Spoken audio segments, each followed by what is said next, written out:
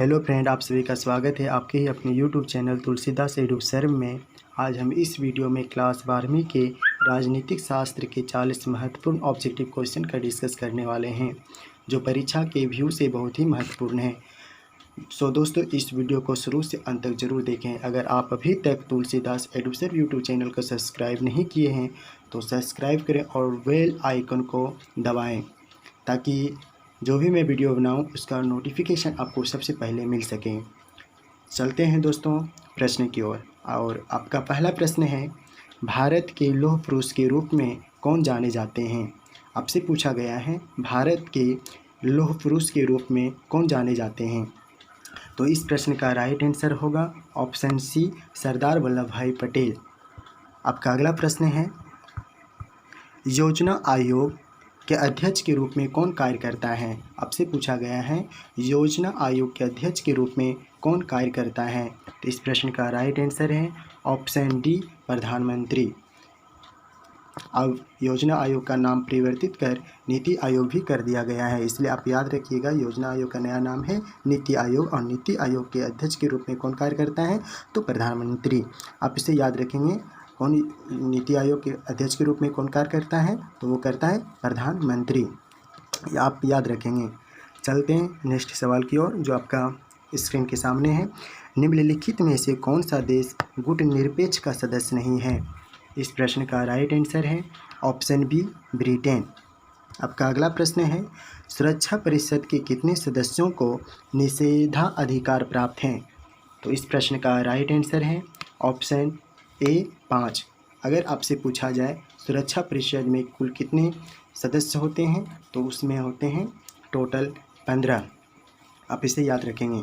आपका अगला प्रश्न है, LTT यानी लिटेट एक आतंकवादी संगठन है, वो किस देश का है? आपको ही बताना है। इस प्रश्न का जो राइट आंसर होगा ऑप्शन बी, श्रीलंका। श्रीलंका देश का एक लिटेट जो है एक आतंकवादी संगठन है।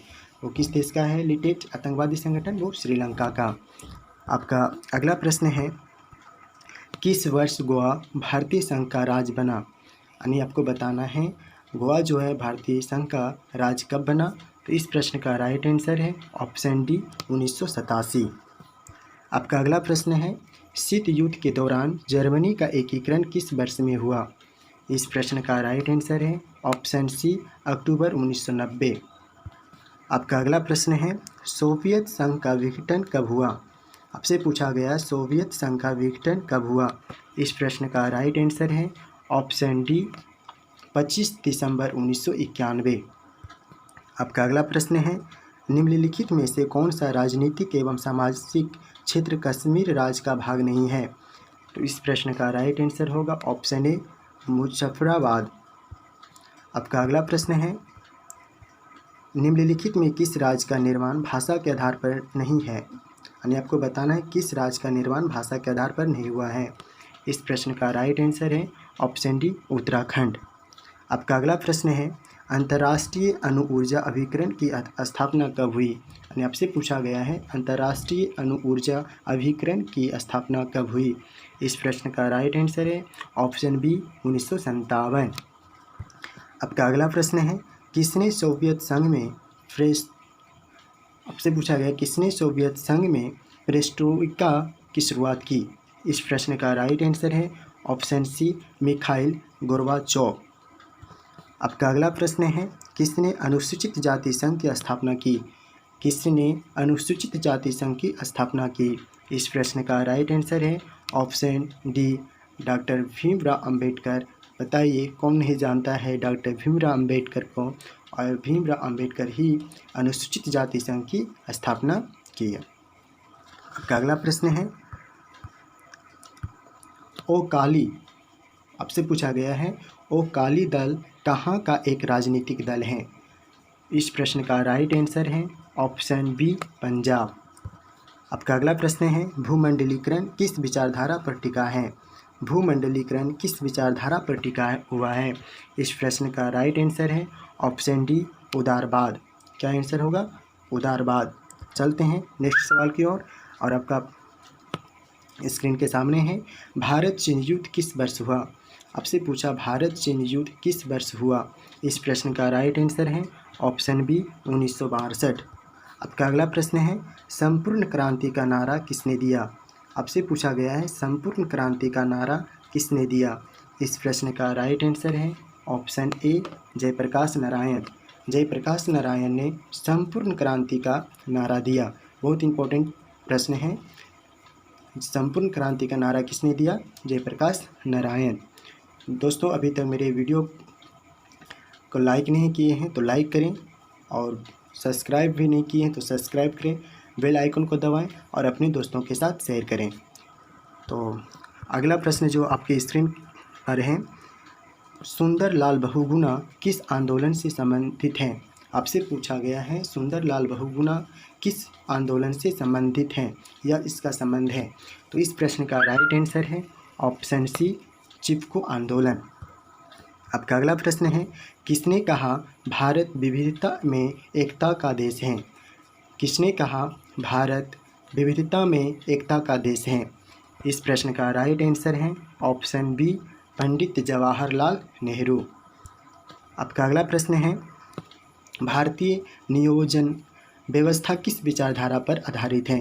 भारतीय नियोजन व्यवस्था किस विचारधारा पर आधारित है? इस प्रश्न का राइट आंसर है ऑप्शन डी लोकतांत्रिक समाजवाद। आपका अगला प्रश्न है यूरोपीय संघ की मुद्रा। आपसे पूछा है यूरोपीय संघ की मुद्रा है। इस प्रश्न का राइट आंसर है ऑप्शन सी यूरो। क्या आंसर है? यूरो।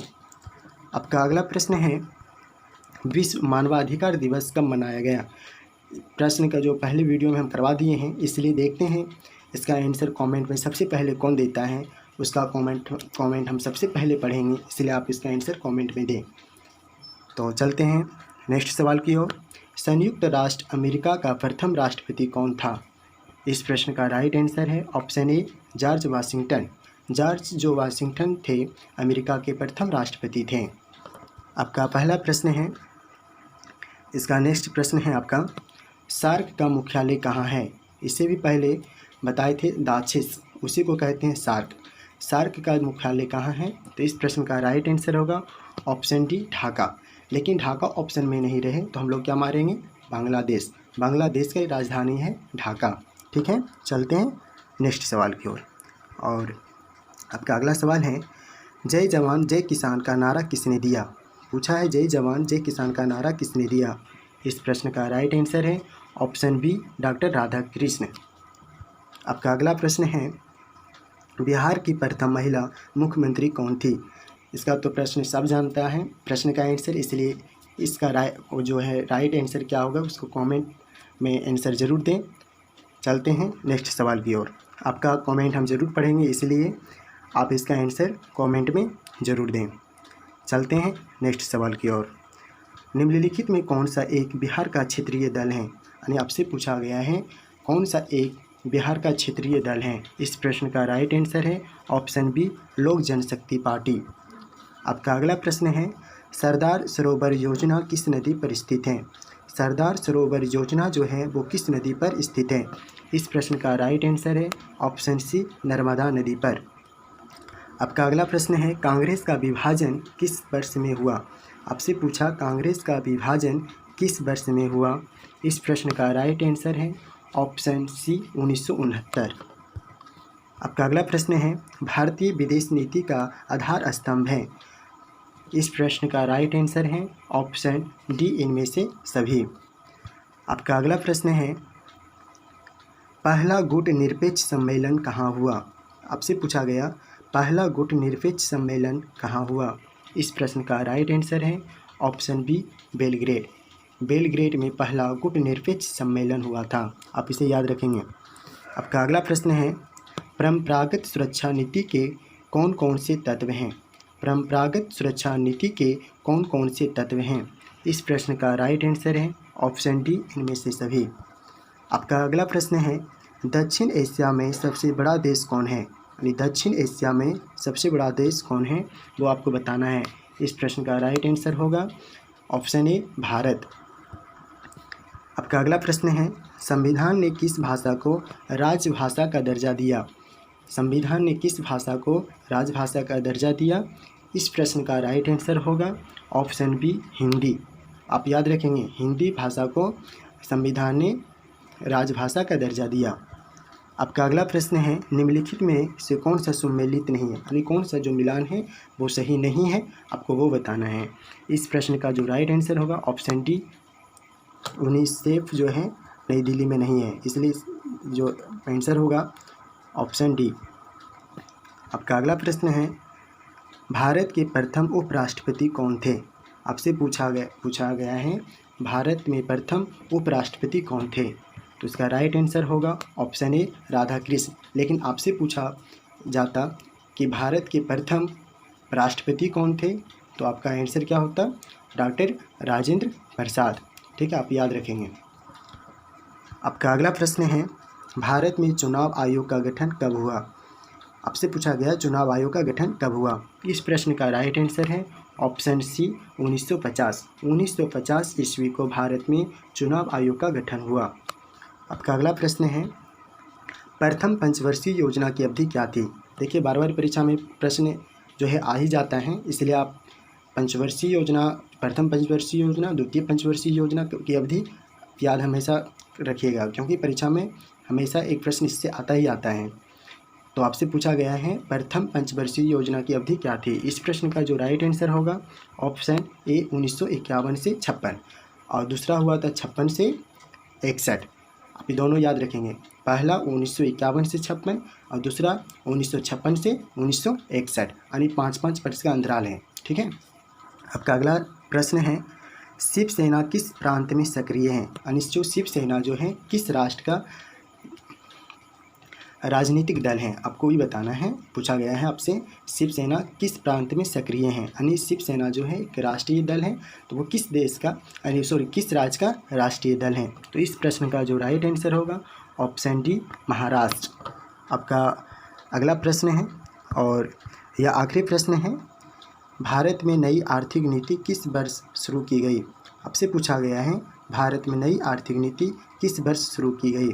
इस प्रश्न का जो राइट आंसर होगा ऑप्शन ए 1991। दोस्तों, मेरा वीडियो कैसा लगा लाइक करें, कमेंट करें, और एक चीज़ तो याद ही रखें, मेरा यूट्यूब चैनल तुलसीदास एडुसर को सब्सक्राइब और बेल आइकन को दबाना ना भूलें, और अपने दोस्तों के साथ तो शेयर करना और ही नहीं भूलें, क्योंकि इसको इतना शेयर करें कि सबके पास वीडियो पहुंच सके। चलते हैं, नेक्स्ट वीडियो में फिर आपसे मुलाकात करेंगे। तब तक के लिए थैंक यू।